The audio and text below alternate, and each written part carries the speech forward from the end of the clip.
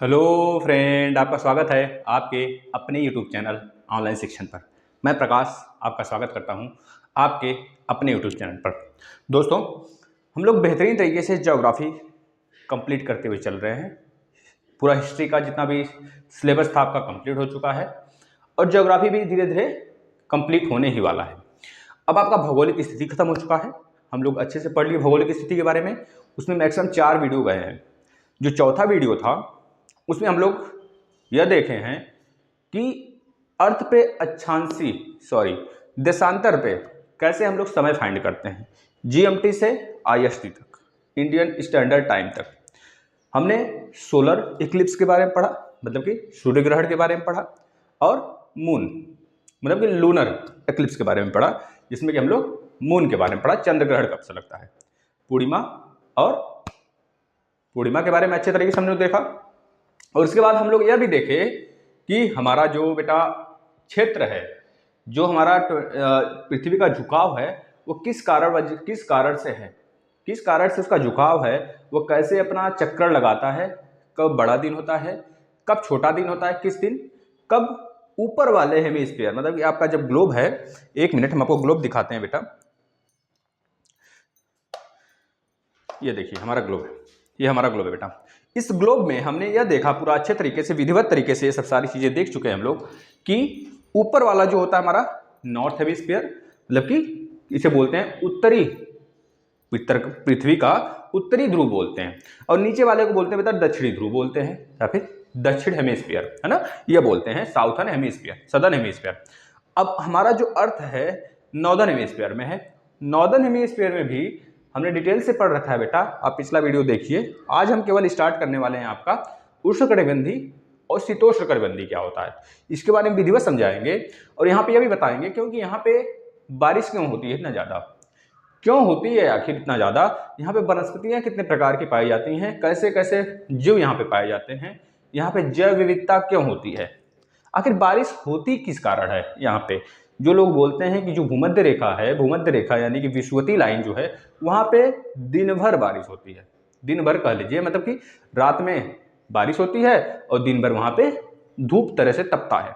ये सारी बातें हम डिस्कस करेंगे बिल्कुल विधिवत। आप लास्ट तक बने रहिए। जो बच्चा नया है उसे एक बार फिर से बोलेंगे, बच्चा आप जाइए किसमें, प्लेलिस्ट में आइए। प्लेलिस्ट में सारे कोर्सेस आपको कराए जा रहे हैं बिल्कुल विधिवत तरीके से। अगर आप यूपी टेट की भी तैयारी कर रहे हैं ना, तो भी यहाँ से मैक्सिमम क्वेश्चन आएंगे। हम बता देते हैं बच्चा, अगर आप सुपर टेट तक की तैयारी कर रहे हो ना, अगर इसी पे हम सुपर टेट लिख देते हैं ना, तो सुपर टेट वाले बच्चे देखते हैं। अब क्योंकि हम लोग को ऐसा कुछ करना नहीं है, हमें तो एक क्लास के माध्यम से आपको जितना ज़्यादा दे सके अपने बच्चों को उतना ज़्यादा देने की कोशिश करते हैं हम लोग। बस हमारा यही इरादा रहता है कि एक बार अच्छे से मेहनत हो जाए। बस जो बच्चे जानते हैं, थोड़ा सा संज्ञान में होते हैं, अगर उनको सारे सिलेबस के बारे में संज्ञान होता है, तो यही काम करते हैं बेटा। वो एक जगह से सोचते हैं, एक ही जगह से पढ़ाई करें और ज़्यादा से ज़्यादा चीज़ को ग्रैप्स कर लें, कैप्चर कर लें। और जो बच्चा किसी एक जगह टिक के पढ़ाई करता है ना, वही सक्सेस होता है। इधर ध्यान दीजिए आप लोग, और आप भी जहाँ पे हो उसी जगह से पढ़ाई करो ना बचवा, इधर उधर भागने की जरूरत नहीं है। लेकिन अगर आप इस प्लेटफॉर्म से, हमारे प्लेटफॉर्म से पढ़ रहे हैं, तो आप बिल्कुल सही जगह हैं। तब मानिएगा आपका यूपी टेट फोड़वा के रहेंगे, अब निकलवा के नहीं, फोड़वा के रहेंगे। 110 प्लस जितना भी गधा, मतलब जितने भी नॉर्मल बच्चे होंगे उनका तो 110 प्लस ही आना है, इतना मान के चलिए। हम वादा करते हैं आपसे, अगर सारे वीडियोस आप फॉलो करते हो तो, जितना पढ़ाया जाता है आपको इस चैनल पे भी और ऑनलाइन शिक्षण 2.0 वाले पे भी। अब देखिए दोस्तों, ये आपका नॉर्दर्न हेमिस्फीयर, ये आपका सदर्न हेमिस्फीयर, मतलब कि साउदर्न हेमिस्फीयर हो गया। अब इसमें जो आपका नॉर्थ वाला पोर्शन है, नॉर्थ पोल वाला पोर्शन है बेटा, यह आपका टेम्परेट जोन के, मतलब कि टेम्परेट जोन थोड़ा सा कहिए फ्रीज जोन के अंतर्गत आ जाता है, फ्रीज जोन बोलते हैं। और हमारा जो भारत है बेटा, हमने बताया था आपको, हमारा भारत जो है, अगर हम 4 देख लें, ऊपर अगर नॉर्थ है, नीचे साउथ है, इधर ईस्ट है और इधर वेस्ट है बेटा, इधर वेस्ट है। तो हमारा जो भारत है बिल्कुल, अगर एक लाइन ऐसे 4 खाना बना देना, तो बिल्कुल बीच वाला, यानी कि नॉर्थ वाला और ईस्ट वाले के बीच में हमारा भारत है। यहाँ पे देखिए, ये भारत दिख रहा होगा आपको, देखिए आप लोग यहाँ पे देखिए, देखिए आपको दिखाए थे बेटा, आपको मैप से दिखाए थे उस दिन, आप देखे होंगे मैप से।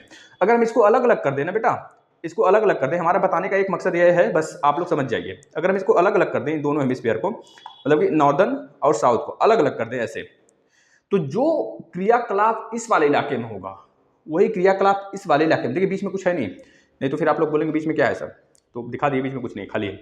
अब नीचे जितना भी चीज होगा, जो चीज इस वाले पार्ट पे होगा उतना ही चीज इस वाले पार्ट पे होगा, क्योंकि बीच से भूमध्य रेखा जाती है, बीच से भूमध्य रेखा जाती है।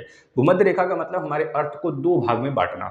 दो भाग में बांटने का मतलब ऊपर अलग हो जाएगा और नीचे अलग हो जाएगा। जो क्रियाकलाप ऊपर होगा अक्षांशीय और देशांतरी में, वही क्रियाकलाप नीचे भी होगा अक्षांशीय और देशांतरों के बीच बेटा। ठीक है, इसको विधिवत समझाए हम, आप पिछला वीडियो देखिए। आज हम ग्राफ से आपको बताएंगे बना के इस पे कि हम कैसे उष्णकटिबंधीय बताएंगे कि यह जोन उष्णकटिबंधीय है, यह जोन शीतोष्णकटिबंधीय है, यह जोन शीतकटिबंधीय है, यह जोन फ्रीज है, मतलब कि फ्रीजिंग पॉइंट है। तो सारी चीजें हम पढ़ेंगे बेटा, आप लोग ध्यान से बने रहिए। देखिए यह बंद हो जाए फिर हम स्टार्ट करते हैं। चलिए देखिए, चलिए ना स्टार्ट करते हैं अच्छे से। आप लोग एक बार शेयर कर दीजिए हचक्कर, एक बार हर हर महादेव का नारा लगाइए, हचक्कर शेयर करिए, जितना जोर हो सब जोर लगा दीजिए बच्चों। आप देख लेते हैं आपके अंदर कितनी जोर है, ऑनलाइन शिक्षण के प्रति कितना प्यार करते हैं आप। एक बार हचक्कर जोर लगाइए। और संडे को टेस्ट होता है, देना ना भूलिए आप लोग। चलिए, अगर हम बेटा ग्लोब बनाते हैं, एक ध्यान से देखिएगा, एक ग्लोब बनाते हैं, यह ग्लोब बना दिए। इस ग्लोब में हम बोलते हैं बेटा, यह आपका हो गया, किसे क्या बोलते हैं, आर्कटिक वृत्त। इसे क्या बोलते हैं बेटा, आर्कटिक वृत्त बोलते हैं। आर्कटिक वृत्त यह हमने बता रखा है पिछले वीडियो में, जो बच्चे देख रहे होंगे शुरू से उनको पता होगा। इसे आर्कटिक वृत्त बोलते हैं।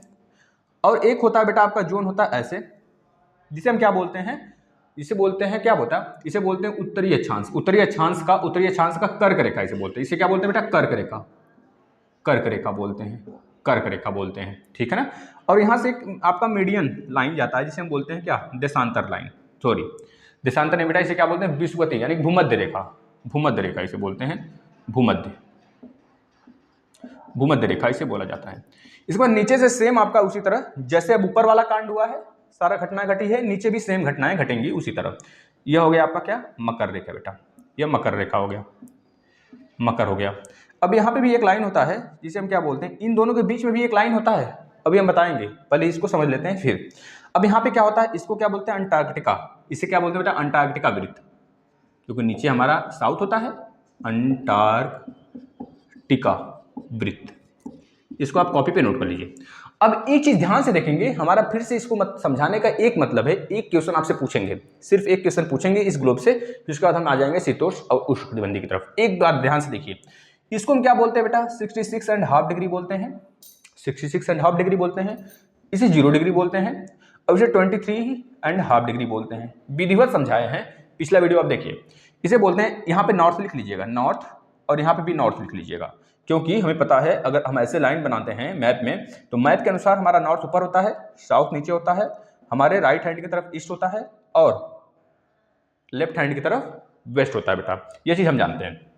यहाँ पर जाएगा 23.5 डिग्री साउथ, साउथ, ये साउथ की तरफ है ना, इसलिए साउथ लिख दिया हमने।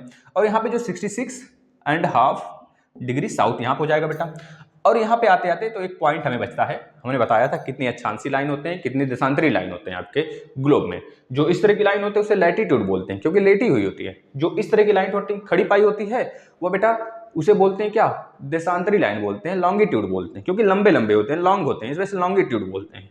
हर एक लैटिट्यूड के बीच में, हर एक अक्षांशीय के बीच में जो डिस्टेंस होता है 111 किलोमीटर का होता है, हमने बता रखा है। हर एक देशांतर के बीच में जो डिस्टेंस होता है वो बराबर नहीं होता है। इस वजह से जो सबसे मैक्सिमम देशांतर के बीच का डिस्टेंस होता है वह 0 डिग्री देशांतर पे होता है, जहां से हम समय फाइंड करते हैं, ग्रीनविच मेरिडियन टाइम से, IST, ये सब हमने बता रखा है, ये देख सकते हैं आप। अब देखिए बेटा, अब एक चीज ध्यान से देखिएगा, अगर हम आपसे बोले, हमने ये भी बताया आपको कि सबसे बड़ा दिन कहाँ पे होता है, क्योंकि हमारा भारत इसी जगह है बेटा, भारत इसी जगह है ना बेटा। देखिए मैप थोड़ा सही से बना दे, नहीं तो आप बोलेंगे, एक तरह से कहिए गलती से मैप भारत का अगर बनाया जाए गलती से, तो भारत का जो गलती से मैप बनेगा बेटा इस तरह बनेगा, कुछ इस तरह गलती से भारत का मैप बन गया, गलती से बना है, लेकिन वैसा मैप बनता है। और ये वाला जो कर्क रेखा जाती है ना, कर्क रेखा जो है, एक मिनट हम इसे सही बना देते हैं, गुजरात से होकर जाती है ना, तो यहाँ से ऐसे ऐसे फिर ऐसे जाती है, ठीक है ना, इस तरह है। ये गुजरात वाला पोर्शन है, ये हमारा इंडिया का दक्षिणतम पॉइंट है, ठीक है ना। अब देखिए, आपको बताया गया था यह कि जो 22 यानी 21 मार्च होता है, सॉरी 22 और 21 जून होता है, उस दिन हमारे उत्तरी गोलार्ध में, इसे बोलते हैं उत्तरी गोलार्ध बेटा, इस पूरे को उत्तरी गोलार्ध बोलते हैं। एक हम और मैप बनाते हैं, आप देखिएगा, यहाँ पे ये हमारा देशांतर है, यह हमारा उत्तरी गोलार्ध है, उत्तरी गोलार्ध, उत्तरी गोलार्ध, ये उत्तरी गोलार्ध बेटा। और इसी तरह सेम नीचे भी है जिसे हम बोल दिए साउथ गोलार्ध, साउदर्न गोलार्ध, मतलब कि दक्षिणी गोलार्ध,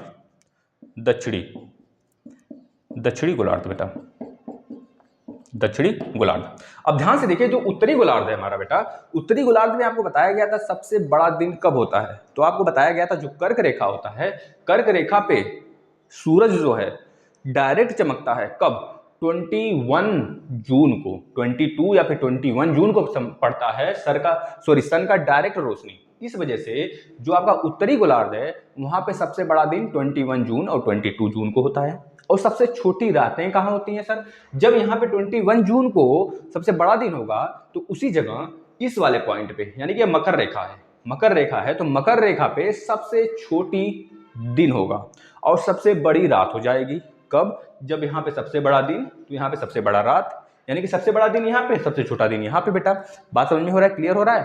अब इसके बाद हम 3 महीने आगे आ गए थे। जून के बाद क्या होता है, जून के बाद क्या आता है बेटा, जून, जुलाई, अगस्त, सितंबर, 3 महीना ज्यों आगे आए तो हमको लगा सितंबर आ गया। अब सितंबर 3 महीने आगे, भाई खाना पीना कुछ खा लेते हैं, आराम कर लेते हैं, सूरज भगवान आराम करेंगे तभी तो आगे अपना सफर पूरा करेंगे। अब यहाँ पे रुकते हैं, कुछ पल के लिए रुकते हैं, 20, यहाँ पे लिख लेंगे 23 सितंबर, 23 और 22 भी लिख सकते हैं, 23 या फिर 22 सितंबर को डायरेक्टली जो प्रकाश होता है, सन का लाइट होता है बेटा, डायरेक्ट हमारा भूमध्य रेखा पे पड़ता है।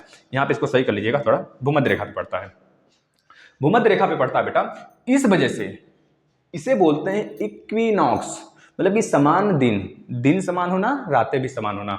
23 सितंबर को फिर से 3 महीने आगे आएगा, जब 3 महीने आगे आएगा तो यहाँ पे पड़ जाता हो जाता है दिसंबर, 24 दिसंबर या फिर 23 दिसंबर कर सकते हैं।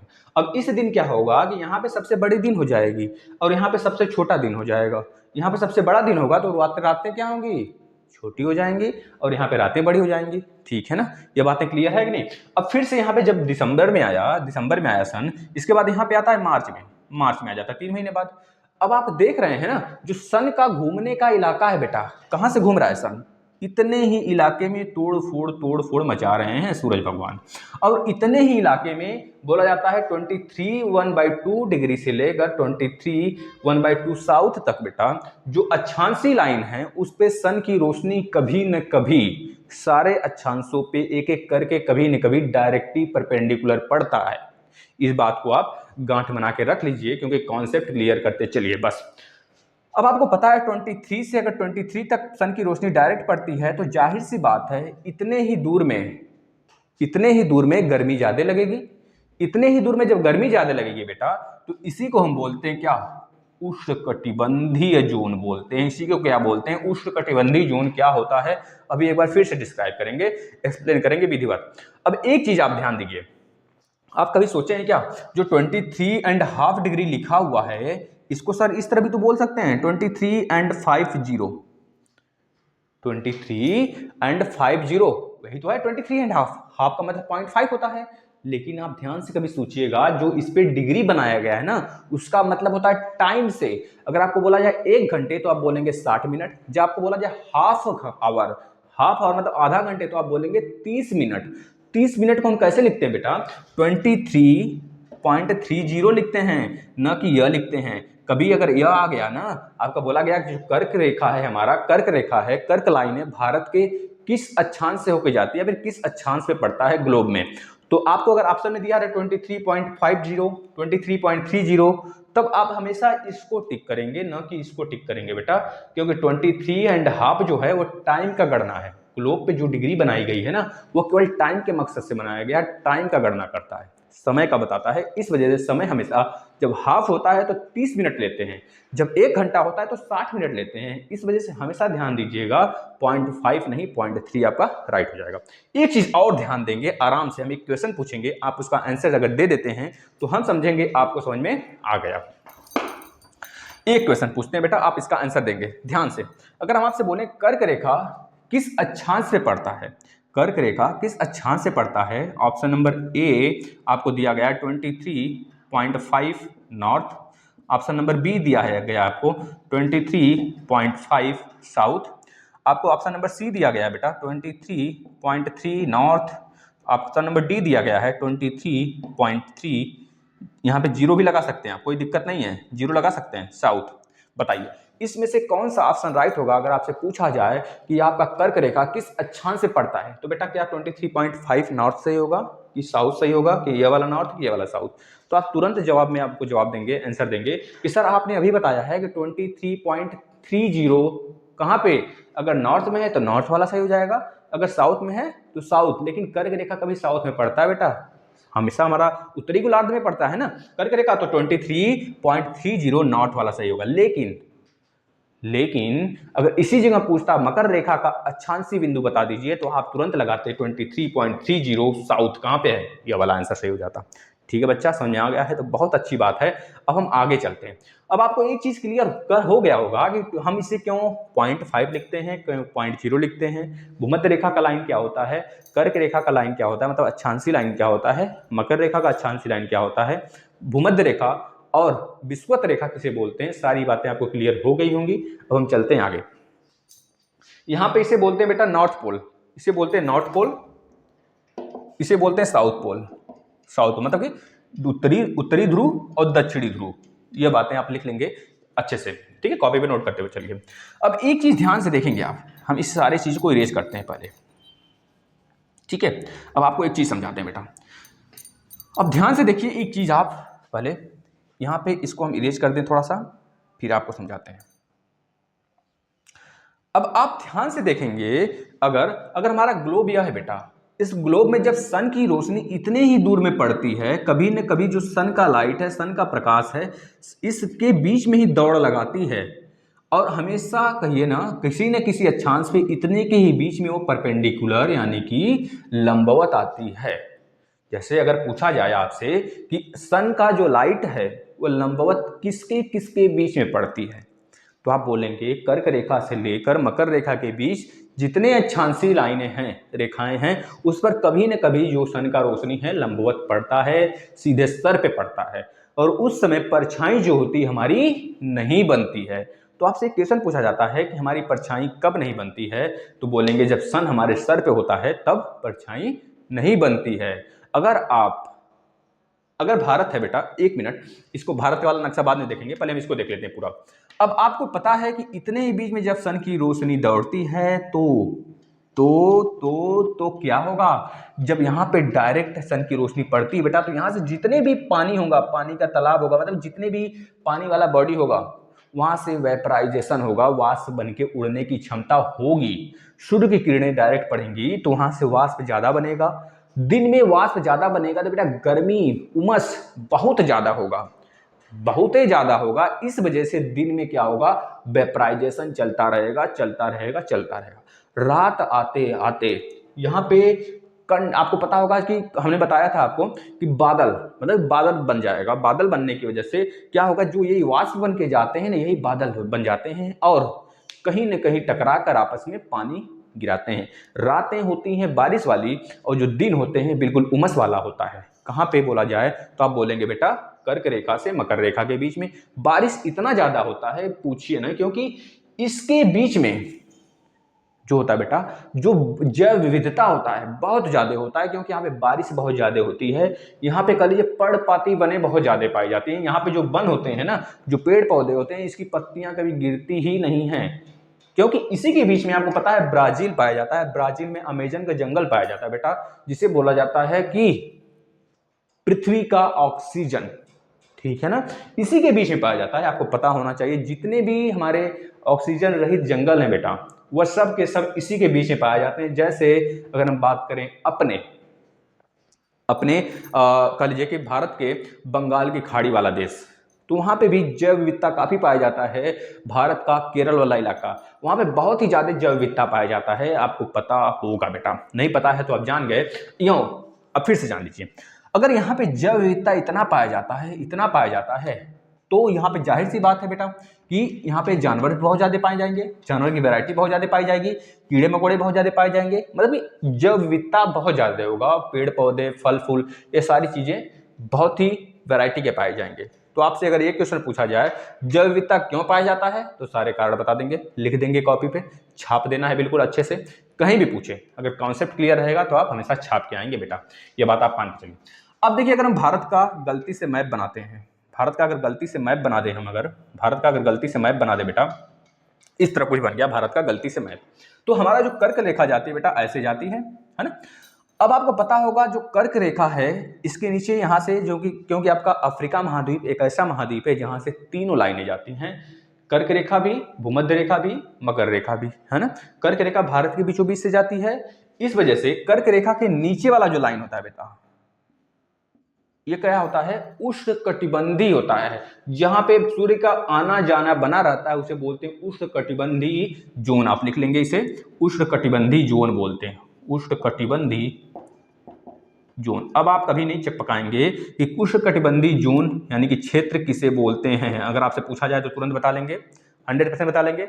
अब यहां से एक क्वेश्चन आपसे पूछते हैं हम उष्णकटिबंधी जोन के बाद कि बेटा आपका जो केरल इलाका है, मतलब आपसे पूछा जाए कि आपके यहाँ जो मसाला होता है कहाँ होता है सबसे ज्यादा, तो तुरंत सारे बच्चे आंसर देंगे कि जो मसाला होता है ना सबसे ज्यादा होता है बेटा यहाँ पे केरल में। कहाँ पे, केरल एक भारत का दक्षिण भारत का एक राज्य है, सुनहरा सा राज्य है, जहाँ पे कह लीजिए कि बहुत सारे रंगरलियाँ, मतलब कि एक तरह से कह लीजिए वहाँ की जो शैली है, भाषा की शैली है और रहन सहन है और कपड़े पहनावे हैं बहुत ही अलग है भारत, उत्तरी भारत से, है ना।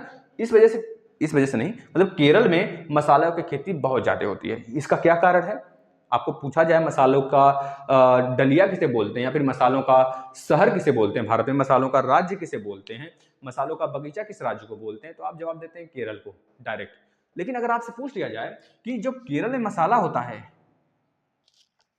यह किस कटिबंधीय जोन में पड़ता है, कौन सी कटिबंधीय जोन में पड़ता है, उष्ण कटिबंधीय जोन पहला ऑप्शन दे देगा, दूसरा ऑप्शन दे देगा शीतोष्ण कटिबंधीय, तीसरा ऑप्शन दे देगा शीत कटिबंधीय, चौथा ऑप्शन दे देगा इनमें से कोई नहीं या फिर टेम्परेट जोन। तो आपको तुरंत ध्यान में आना चाहिए कर्क रेखा जाता है भारत के बीचों बीच, यानी कि नीचे भारत है, भारत के नीचे जो पार्ट है इतना हमारा प्यारा भारत, जो इतना वाला पार्ट हमारे प्यारे भारत का, उसमें केरल आ जाता है। इस वजह से केरल पड़ता है उष्णकटिबंधीय जोन में और उष्णकटिबंधीय जोन में ही मसाला सबसे ज्यादा मिलता है। ठीक है, लिख लेंगे बेटा इस चीज को। और एक चीज और आपको बता दें, इलायची, इलायची एक छोटा सा पौधा है बेटा जो कि सबसे ज्यादा होता है हमारे केरल में, काजू की खेती भी सबसे ज्यादा होती है हमारे केरल में। इसी वजह से बेटा केरल को जो बोला जाता है मसालों का डलिया बोला जाता है। और यह बात, ये क्वेश्चन जो है घुमा के भी एग्जामिनर पूछ सकता है आपसे, बस कॉन्सेप्ट क्लियर रहेगा तो सारी चीजें आपकी क्लियर होंगी, क्योंकि जैव विविधता वाला क्षेत्र हमारा यही है। समझ आ गया उष्णकटिबंधीय क्या होता है, बातें क्लियर हो गई। अब चलते हैं हम क्या, शीतोष्णकटिबंधीय की तरफ। शीतोष्णकटिबंधीय, ध्यान से देखिए बेटा, शीतोष्णकटिबंधीय क्या होता है, शीतोष्णकटिबंधीय क्या होता है। एक चीज ध्यान से देखिए, अभी हमने क्या बताया, कर्क और मकर रेखा, कर्क और मकर रेखा के बीच सूर्य सीधा यानी कि परपेंडिकुलर रहता है हमेशा, कभी ना कभी किसी अक्षांश पे, हमेशा सारे अक्षांश पे वो आता है।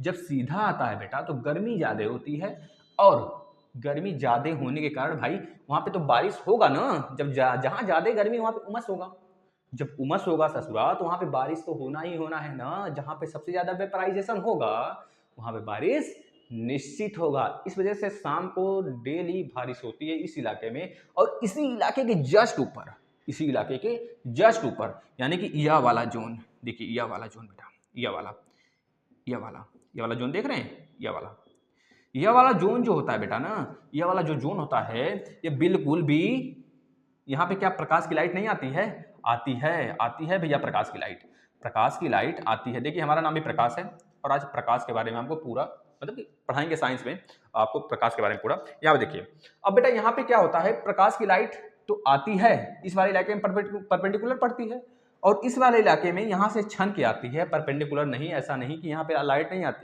आती है लेकिन परपेंडिकुलर नहीं आती है।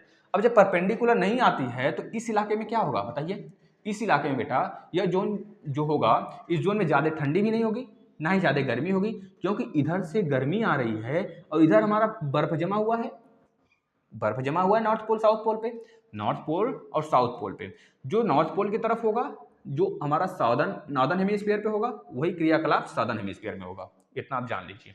अब यहाँ से ठंड है, बर्फ जमा हुआ है और यहाँ पे पूरा उमस पड़ रहा है, तो यहाँ की गर्मी यहाँ पे जाएगी और यहाँ का ठंडी यहाँ पे आएगा ससुरा। जैसा कि आपको पता है, जब भी दोनों पोल से, साउथ पोल और नॉर्थ पोल से, नॉर्थ पोल या साउथ पोल से जब भी हवाएं बहती हैं तो उसे बोलते हैं ठंडी हवा। ये हम हिस्ट्री में पढ़ेंगे अगर आपके सिलेबस में होगा तो, नहीं तो हम यूपी टेट वाले क्लास में ऑनलाइन सेशन 2.0 पे पढ़ेंगे। और जब भी हवा यहां से बहता है भूमध्य रेखा से पोल की तरफ जाता है, नॉर्थ पोल या फिर साउथ पोल की तरफ, उसे बोलते हैं गर्म हवा। क्यों? क्योंकि यहाँ पे गर्मी है तो गर्म हवा, अब वहां पे ठंडी है तो ठंड हवा नहीं आएगी। तो बस यही कारण होता है ठंड हवा और गर्म हवा में, मतलब कि कोल्ड स्टीम और हॉट स्टीम में। बेटा आपको समझ में आ गया? अब देखिए इस जोन को हम क्या बोलेंगे सर, बताइए तो। जब यहाँ से गर्म हवा जा रहा है, यहाँ पे ठंडी हवा आ रहा है, तो बेटा यहाँ पे ना ही ज्यादा ठंडी होगा ना ही ज्यादा गर्मी होगा, यानी कि गर्म और ठंड का माहौल दोनों बराबर होता है। इस वजह से इसे बोलते हैं शीतोष्ण कटिबंधीय इलाका। क्या बोलते हैं? शीतोष्ण, शीतोष्ण, शीतोष्ण बेटा, शीतोष्ण कटिबंधी, कटिबंधी आप इसे लिख लेंगे शीतोष्ण कटिबंधी। शीतोष्ण कटिबंधी क्यों बोलते हैं, बातें क्लियर हो जानी चाहिए आपको। अब देखिए ध्यान से, अब यहाँ शीतोष्ण कटिबंधी है, यहाँ पे उष्ण कटिबंधी है, तो नीचे भी यहाँ पे उष्ण कटिबंधी होगा। भूमध्य रेखा से मकर रेखा के बीच में उष्ण कटिबंधी, और नीचे भी होगा यहाँ पे क्या, शीतोष्ण कटिबंधी होगा। ये आपका मकर रेखा से और यहाँ तक 66.5 डिग्री तक बेटा। यह तो 23.5 डिग्री था, यहाँ पे 0 डिग्री, यहाँ पे 23.5 डिग्री। मतलब कि अगर आपसे यह न देकर यह पूछे कि शीतोष्ण कटिबंधी का इलाका बता दीजिए, तो आप क्या बोलेंगे कि शीतोष्ण कटिबंधी जो है सर मकर रेखा, सॉरी कर्क रेखा से नॉर्थ में, अगर नॉर्थ की बात करेगा तो ऊपर, मतलब कि उत्तरी ध्रुव में, उत्तरी भारत के उत्तरी गोलार्ध में, मतलब पृथ्वी के उत्तरी गोलार्ध में, आप यह बता दीजिए कि जो क्षेत्र होता है शीतोष्ण कटिबंधी का वो किसके बीच में पड़ता है, किस दो लाइनों के बीच में पड़ता है। तो आप बता देंगे बेटा कर्क रेखा और आर्कटिक वृत्त के बीच में। लेकिन अगर यही चीज साउथ में पूछता है तो बता देंगे आप कि आपका जो यह है मकर रेखा है, मकर रेखा और अंटार्कटिका वृत्त के बीच में पड़ता है। जो आपका कैसा लाइन है, कौन सा जोन, कौन सा जोन, शीतोष्ण कटिबंधीय जोन बेटा। लेकिन अगर पूछ देता अक्षांशों का बीच बता दीजिए, तो आपको यह ध्यान देना होगा कि पेपर में कहां से पूछा, हो सकता है 30 डिग्री से 60 डिग्री तक दिया हो सकता है 25 से 60 दिया हो, तो आपको वहां पे देखना होगा कि मोस्ट अप्रोप्रिएट आपका ऑप्शन कौन सा है। अगर 23.5 डिग्री से 66.5 डिग्री तक दिया हुआ है शीतोष्ण कटिबंधीय जोन, तो आप उसको टिक करेंगे, वरना नहीं तो मोस्ट अप्रोप्रिएट जो होगा आपको लगेगा कि मोस्ट वैल्यूएबल जो जिसका है, जो ज्यादातर सही के कगार पे है, जैसे 30 से 60 के बीच में। अगर हम बात करें 30, तो ये आपका कर्क रेखा है, मान लेते हैं 30 से 23, मतलब 30 के करीब है ना जी, और ऊपर 60 मान लेते हैं, तो 30 से 60 वाला जोन अगर आपके ऑप्शन में रहेगा, 23.5 डिग्री, 66.5 डिग्री के अलावा अगर 30 to 60 के बीच में रहेगा, तो वही आंसर आपका एप्रोप्रिएट होगा और वही सही होगा। ठीक है, बातें क्लियर हो रही है ना, बहुत अच्छी बात है, होनी चाहिए। ठीक है, अब देखिए यह बातें हो गई। अब अगर हम बात करें बेटा, ये फिर से ग्लोब एक बना दें हम, इस ग्लोब में आप देखेंगे तो ये मेरा भूमध्य रेखा था, यह कर्क रेखा, यह हमारा मकर रेखा, और यह हमारा एक था बेटा जिसे हम बोले क्या, शीतोष्ण कटिबंधी, और ये हमारा उष्ण कटिबंधी था, ये हमारा उष्ण कटिबंधी था। और जो यहाँ पे जो सन की लाइट होती है, यहाँ पे तो सीधे पड़ती है, यहाँ पे तो सीधे पड़ती है, लेकिन यहाँ पे स्लीपी स्लीपी पड़ती है। इस वजह से यहाँ पे जब स्लीपी पड़ती है तो यहाँ पे ना ही ज़्यादा ठंडी होती है ना ही ज़्यादा गर्मी होती है, लेकिन यहाँ पे बर्फ जमा हुआ था बेटा, यहाँ पे बर्फ जमा होता है, यह पोल होता है हमारा। लेकिन इसके नीचे भी एक लाइन होता है, इसके नीचे भी थोड़ा सा जो जगह होता है, इसे बोलते हैं कोल्ड जोन, कोल्ड जोन बोलते हैं। कोल्ड जोन का मतलब हो गया बेटा, इसे हम क्या बोलते हैं, शीत, शीत कटिबंधीय, शीत कटिबंधीय। समझ में आ गया आपको, तीन चीज आपको बताया गया, शीत कटिबंधी, और यहाँ पे तो बर्फ ही जमा होता है, इसे बोलते हैं freeze zone, freeze zone, freeze zone, freeze zone मतलब फ्रीज मतलब बर्फ जमा होता है, या फिर इसे बोलते हैं क्या बेटा, कह लीजिए किसे नॉर्थ पोल, नॉर्थ पोल का जो बर्फ होता है जमा होता है, साउथ पोल का भी। तो सेम कंडीशन जो हमारा नॉर्थ में होगा, नॉर्थ वाले इलाके में होगा, वही हमारा साउथ वाले भी इलाके में होगा। ठीक है, बात क्लियर है। अब देखिए शीत कटिबंधीय जोन किसके किसके बीच में आ जाएगा सर, तो बोलेंगे 66.5 डिग्री से लेकर ऊपर वाला जो जोन है हमारा, यह वाला इसे बोलते हैं आर्कटिक वृत्त, आर्कटिक वृत्त के नीचे वाला जोन। लेकिन 66.5 डिग्री के ऊपर वाला इलाका और आर्कटिक वृत्त के नीचे वाला इलाका। ठीक है, बात क्लियर है कि नहीं। लेकिन अगर बाय द वे आपसे पूछ लेता है बेटा कि हमारा जो शीतोष्ण कटिबंधीय जोन कौन सा है, तब आप 66.5 से 23.5 तक बताएंगे। बातें क्लियर हो गई, बातें क्लियर हो गई तो बहुत अच्छा है, क्योंकि विधिवत आपको बताया गया है, आप इसे नोट करते चलेंगे। ठीक है ना, ये चीजें आपको पता हो जानी चाहिए, जितनी चीजें आपको बताई गई इसको ग्रैप्स करिए, अच्छे से लिखिए। अब देखिए अब भारत की थोड़ी सी बात करते हैं। भारत का हम एक अलग वीडियो बनाएंगे भारत का केवल, जिसमें कि वनस्पति के बारे में बताएंगे। भारत में भी बहुत सारे इलाके हैं बेटा, जो कि पर्णपाती के नाम से जाने जाते हैं, जो कि हमारा शीतोष्ण कटिबंधी, मतलब कि वहाँ पे कह लीजिए कि बहुत सारे पेड़ पौधों की वैरायटीज वो प्रसिद्ध हैं। अलग अलग इलाके भारत के हैं जो कि अलग अलग नाम से फेमस हैं, क्योंकि यही सब कारण है। हमारा कर्क रेखा, मकर रेखा, भूमध्य रेखा, ये सब काल्पनिक लाइनें हैं जो कि हमारे मौसम को डिसाइड कर देती हैं। मौसम को डिसाइड कर देती हैं, हमारे कह लीजिए कि हमारे समय को डिसाइड कर देती हैं, हमारी तिथि को डिसाइड कर देती हैं, पता कर देती हैं।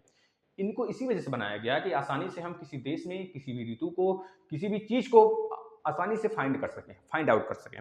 बस यही कारण था, इस वजह से इनको हम काल्पनिक रेखा बोलते हैं। अब बताइए आप वनस्पति के बारे में, अगर वनस्पति की बात करें भैया, तो हर जगह क्या वनस्पति समान होगी? बताइए, हर जगह समान होगा?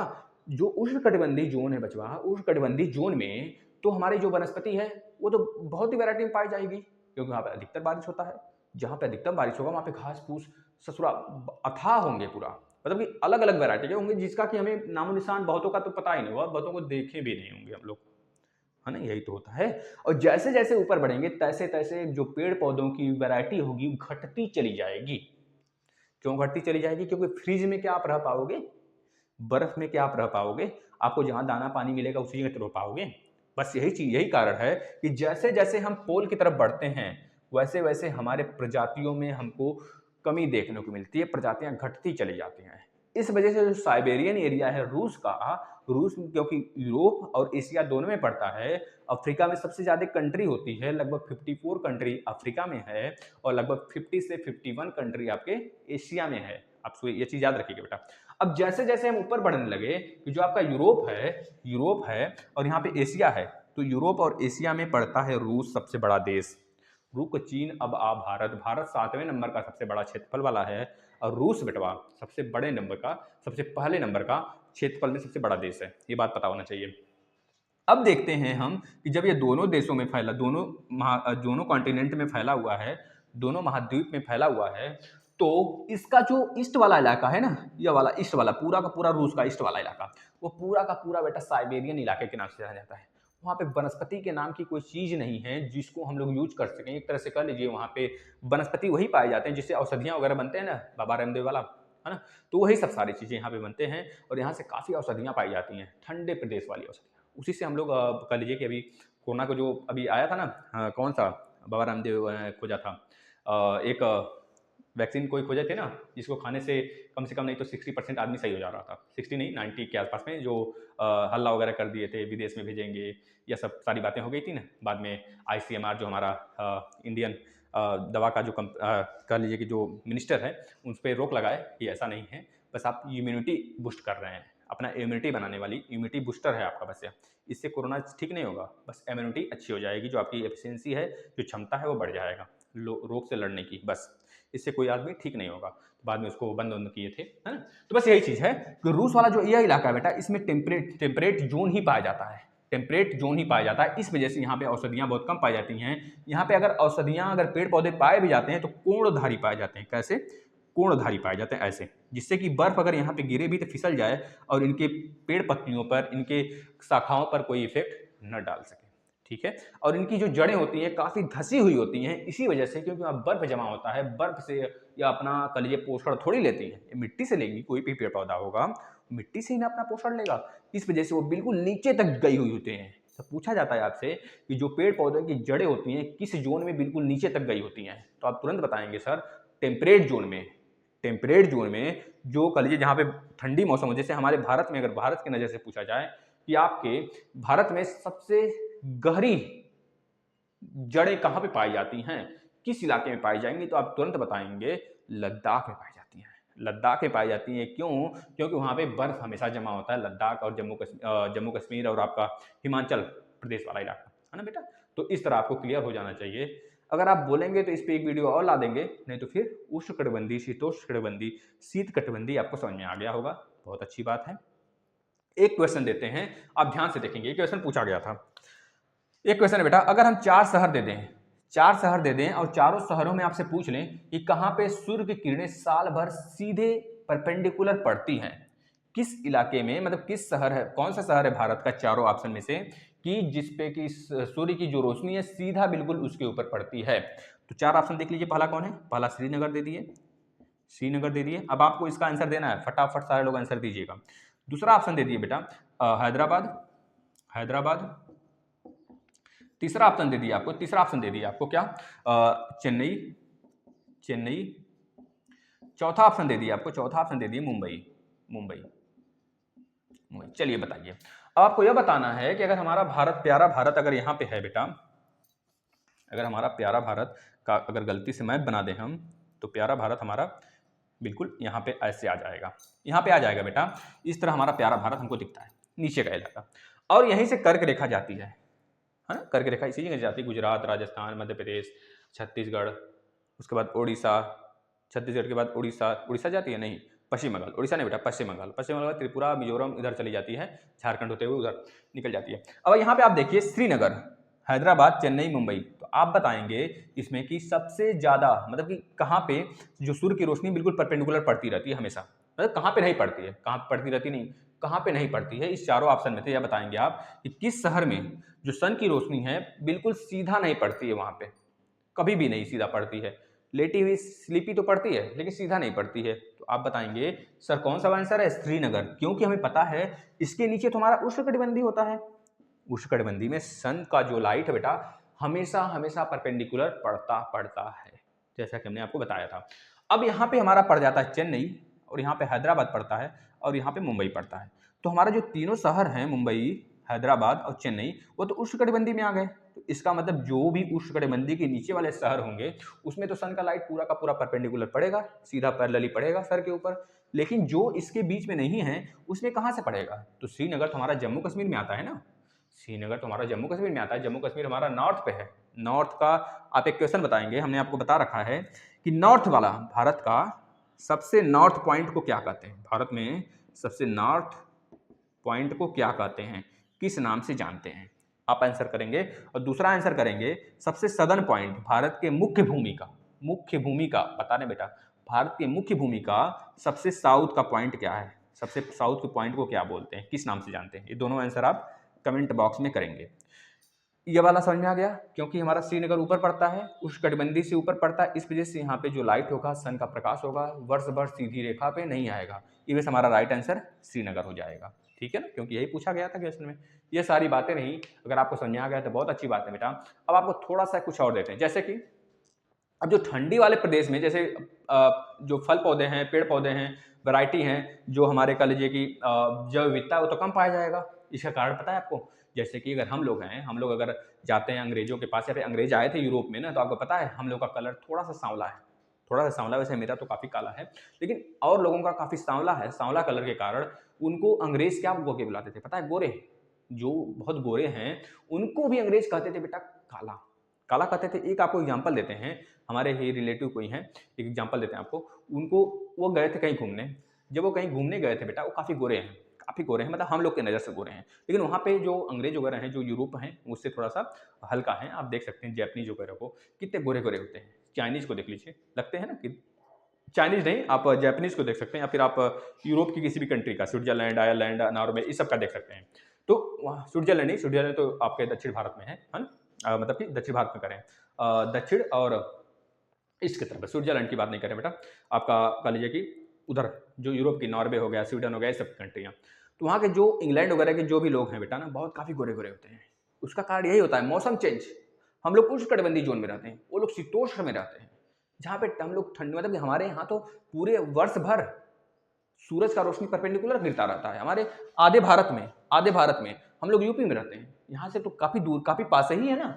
जो लोग राजस्थान में रहते हैं, राजस्थान से मात्र 24 किलोमीटर दूर यह कर्क रेखा है, समझ रहे कि नहीं? यूपी से भी काफ़ी दूर नहीं है, यूपी बिल्कुल पास ही है, मध्य प्रदेश के ऊपर ही है, पता है कि नहीं? तो यहाँ पे भी काफ़ी प्रकाश पड़ता है, इस वजह से हम लोग का जो कलर होता है थोड़ा डाउन होता है, थोड़ा सा कह लीजिए कि डाउन होता है थोड़ा सा, इस वजह से हम लोग सांवले होते हैं, और वहाँ के लोग काफ़ी गोरे होते हैं, बस यही कारण है। इसी वजह से एक लोग, इसी तरह एक लोग हमारे थे, हमारे रिलेटिव के, वो कहीं गए घूमने, बचवा घूमने जब गए तो उनसे कोई अंग्रेज था, बुला के पूछा, भैया थोड़ा सा काले, इधर सुनो, इस तरह बुलाया, काले इधर सुनो, वो हम लोग को बता रहे थे, काले इधर सुनो, थोड़ा सा सेल्फी ले लोगे मेरा। मतलब वो काफ़ी गोरे थे, उनको थोड़ा सा अजीब सा लगा, लेकिन फिर भी वो सेल्फी लिए, फिर आए तो हम लोग को इस तरह बताने लगे। मतलब हमारे बताने का मतलब यही था कि यहाँ के जितने भी गोरे लोग हैं वो गोरे थोड़े हैं, उनका जो चमड़ी है बेटा ना थोड़ा सा लाइटली है बस, और कुछ नहीं, थोड़ा सा लाइटली है। और जो वहाँ के लोग हैं थोड़ा सा काफ़ी ज़्यादा उनका कलर में चेंजेज होता है, यही सब कारण से, जो आपका उष्णकटिबंधीय शीतोष्णकटिबंधीय यही सब कारण होता है। ठीक है ना, ये बात आप अच्छे से रख लेंगे। अब अगर आप कहेंगे तो आपके लिए एक वीडियो और बना दिया जाएगा वनस्पति के लिए, कौन सी वनस्पति कहाँ पे पाई जाती है। ठीक है, नहीं तो फिर इतना से आप क्लियर कर सकते हैं अपना कॉन्सेप्ट और किसी भी एग्जाम में बैठ सकते हैं। ठीक है ना, धन्यवाद।